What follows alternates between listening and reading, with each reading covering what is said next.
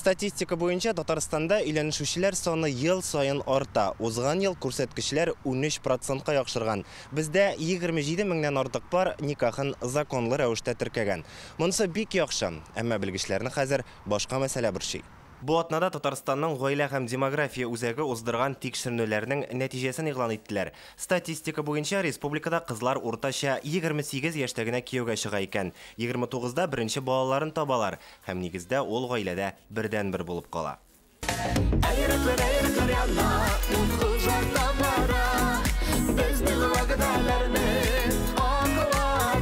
Җырчылар Гөлсирин Абдуллина һәм Азат Абитов гаиләсе бу статистикага төп түгел туры килә. 28-не ваклаганда өйләнешәләр, 29да бәбиледә булалар. Әни 18 яшында чыккан кияүгә. Ул вакытта шул вакытларда чыкканнар инде. Мин 26-27 яшьтә генә чыгам. Менә әйтеп йөргәнмен, менә ул минем тормышка ашты инде шулай. Яшьлекне дә күрәсе килгән дип әйтәм соң инде. Продюсер белән дә эшләдем. Барыбер карьераны да карадык. Аның турында ойламыйсың да, әгәр башына китереп сукса, шул вакытта әйләнеп калырга дияләр иде минем егетләр. Вот башка сукты да әйләндем инде. Абитовлар статистикадагы кебек бер генә бала белән калырмы? Әлегә төгәл җавап бирмиләр. Теге әйләнү турында да ойламаган, икенче бала турында да әлегә ойламыйм. Шуңа күрә кисәк кенә башка сукса. Кара. Сез калдырды. Ягында Аллаһ теләсә биргәч булай. 10 ел элек Татарстан яшьләре уртача 25тә гаилә корган. Хәзер 3 елга соңрак һәм бу җәмгыятьтә гадәти күренеш. Тик демография белгечләре моны соңдый. Гаиләләрнең бер генә бала белән калуы халык санына тәэсир итә. Халык саны милләтләрнең яшәешен билгели торган фактор. Шул исәптән татарларның да. Bir bala bilen gene yaşayan aileler kubisi hatan-kızlar eder. Öz vakitinde tapmadım ikincisini. Kirek bulgan iken üçüncüsünü alıp kaytırga deyler.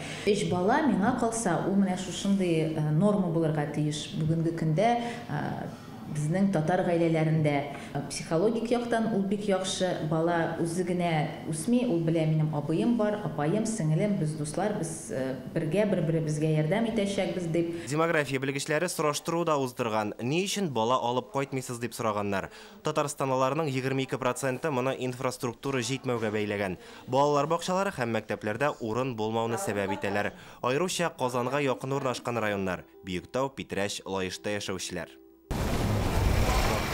Лаеш районының Усат авылындагы балалар бакчасы 250 балага исәпләнгән бинага 360 сабый йөри. Усатта тагын 2 бакча бар. Аларында да шул ук хәл диләр. Мәктәпләрдә дә урын җитми. 2 сменада укыйлар. Минем менә кечкенә кызым эләкмәде. 3 яшь тулып та бетмәгән иде инде. Заведующий әйтте, киләсе елга Алла бирсә урын булачак диде бу садикта. Монда тагын мәктәптә, тагын садикларда кирәк.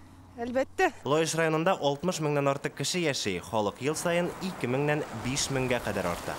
Безнең Лаеш районында 25 балалар бакчасы, 1878 бала чиратта тора. Әлбәттә безнең Лаеш районы үсә.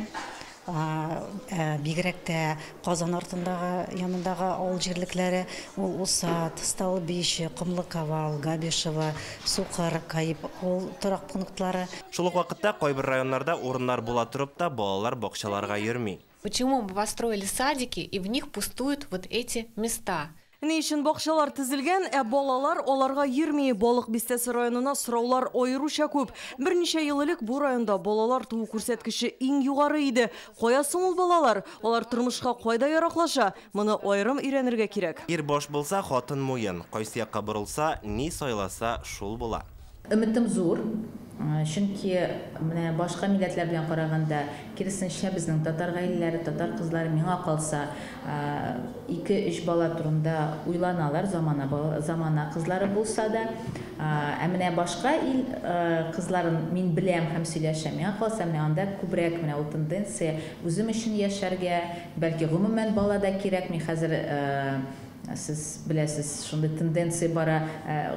Песи алалар да гомумән бала безгә кирәкми дип яшиләр матур гына. Андыйларда бар бу кызганыч, бу гаилә өчен дә кызганыч, ул пар өчен дә кызганыч. Син шәҗәрәнең ботагына карыйсың да, үз өлешеңә киеп җитәсең дә, һәм анда син кияүгә чыкмагансың, тормыш курмагансың, бәби үстермә. Синең ботагың кырый. Менә алма агачының ботагын кыргач нишәтәләр дип. кисеп ыргыталар дип. Шунсы сөендерә, бездә гаилә құруға жауаплы карыйлар Россия буенча караганда парларның башта балалары туа, аннары гына өйләнешәләр. Ә Татарстанда сабыйлар гаиләдә дөньяга килә. Узган ел никахсыз туган балалар саны 60%-ка кимегән. Илгиз Шәкуров, Рәмзил Гарипов, Ленар Хуҗиәхмәтов, Данил Филатов, Адымнар.